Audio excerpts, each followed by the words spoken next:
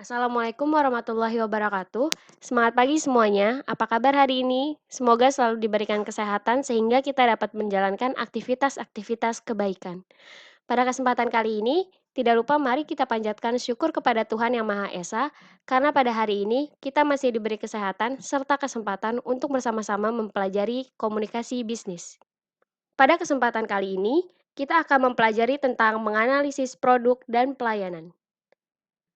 Suatu perusahaan bisnis tidak terlepas dari kegiatan memproduksi barang dan jasa. Barang dan jasa atau disebut juga produk dan pelayanan merupakan nyawa dari perusahaan. Karena tanpa produk dan pelayanan, perusahaan tidak akan berjalan. Pembeli akan membeli produk jika merasa cocok atau sesuai dengan keinginan mereka. Oleh karena itu, produk harus disesuaikan dengan keinginan atau kebutuhan pembeli agar pemasaran produk berhasil. Dengan kata lain, pembuatan produk harus diorientasikan pada keinginan pasar atau pada selera konsumen. Produk dan pelayanan diproduksi untuk mencukupi kebutuhan masyarakat. Produk dan pelayanan ini dapat dibeli dalam jumlah, kualitas, model, dan ukuran yang beraneka macam. Hal ini didukung oleh adanya suatu kegiatan perusahaan untuk menambah atau menciptakan kegunaan produk dan pelayanan tersebut. Selanjutnya, mari kita memahami apa sih definisi dari produk itu. Kotler mendefinisikan produk sebagai hasil akhir yang mempunyai kandungan elemen-elemen fisik, jasa, dan hal-hal yang simbolis yang dibuat dan dijual oleh suatu perusahaan dengan tujuan memberi kepuasan dan keuntungan bagi pembelinya. Produk yang dipasarkan meliputi barang fisik, misalnya makanan, perumahan, pakaian, barang elektronik, dan sebagainya. Produk yang ditawarkan juga bisa berupa keahlian dari seseorang. Misalnya, keahlian dari Lionel Messi, Pele, Michael Jordan, Cristiano Ronaldo, David Beckham, Maradona, dan sebagainya. Produk lainnya yang dapat ditawarkan juga berupa organisasi. Misalnya, Yayasan Jantung Indonesia, Ikatan Cendekiawan Muslim Indonesia, Yayasan Palang Merah Indonesia, dan sebagainya. Selanjutnya, ada jenis-jenis dari produk itu sendiri. Yang pertama, berdasarkan dari wujudnya. Produk dapat diklasifikasikan ke dalam dua kelompok utama, antara lain barang dan jasa. Barang merupakan produk yang berwujud fisik, sehingga barang dapat dilihat, disentuh, dipegang, dirasa, disimpan, dipindahkan, dan perlakuan fisik lainnya. Sebagai contoh, alat elektronik yaitu televisi dan komputer.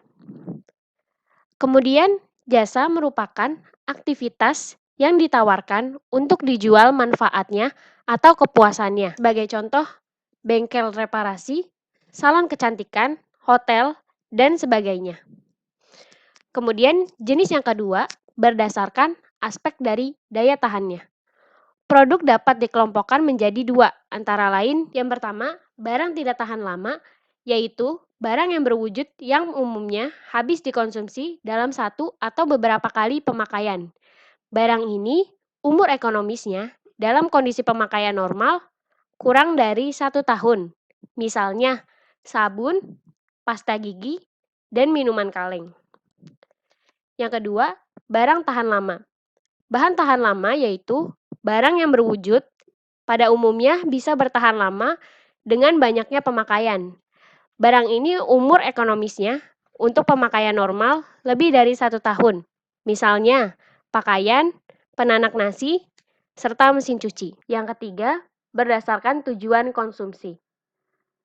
Berdasarkan tujuan konsumsi, maka barang dapat diklasifikasikan menjadi dua, antara lain yang pertama, barang konsumsi.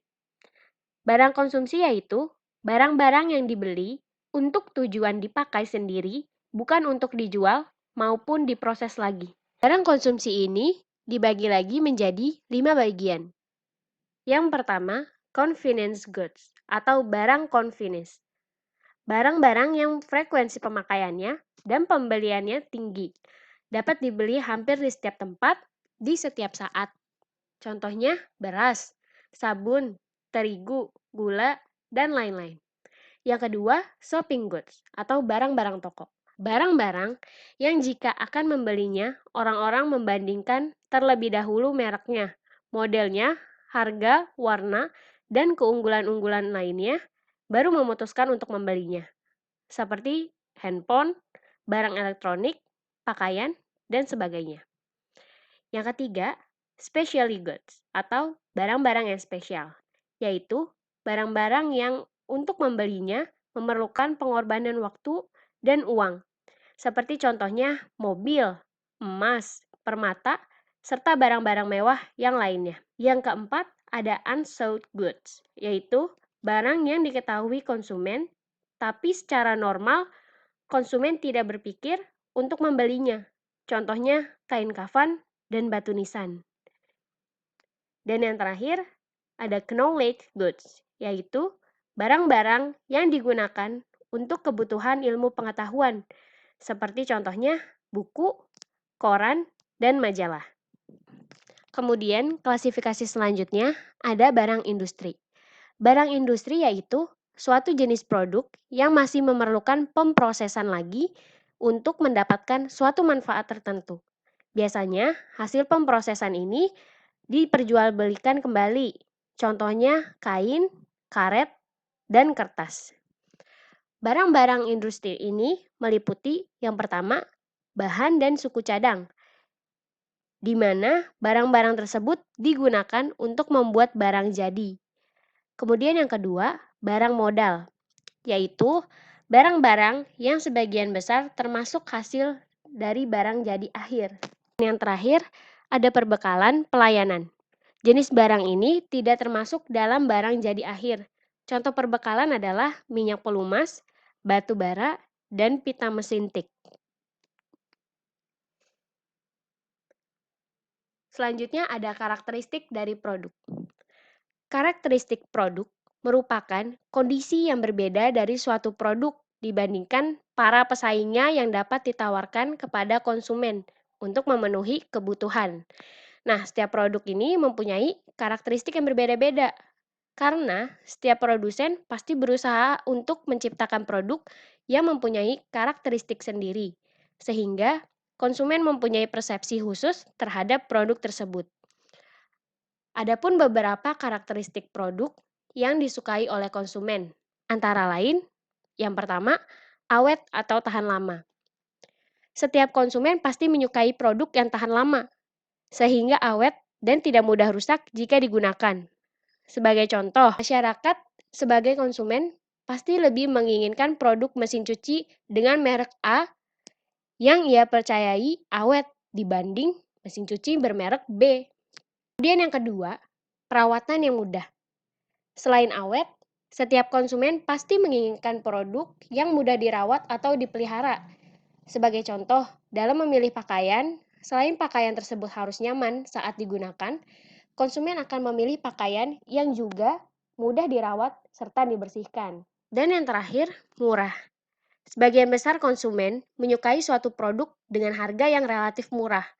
Selain harganya murah, tentunya produk tersebut harus memiliki kualitas yang cukup baik dan perawatannya juga mudah. Sebagai contoh, konsumen akan memilih mesin cuci merek A yang dia percayai harganya murah, perawatannya mudah, dan tahan lama, dibandingkan mesin cuci yang B, yang harganya jauh lebih mahal meskipun sama-sama tahan lama dan perawatannya mudah. Nah, untuk materi pada hari ini cukup sampai di sini ya. Nanti akan kita lanjutkan lagi tentang materi pelayanan. Jika ada pertanyaan, langsung ditanyakan saja ya melalui WhatsApp. Semoga materi pada hari ini bisa menambah manfaat serta pengetahuan pada diri kalian. Tetap jaga kesehatan ya, dan jangan lupa selalu bahagia. Kurang lebihnya mohon maaf. Wassalamualaikum warahmatullahi wabarakatuh.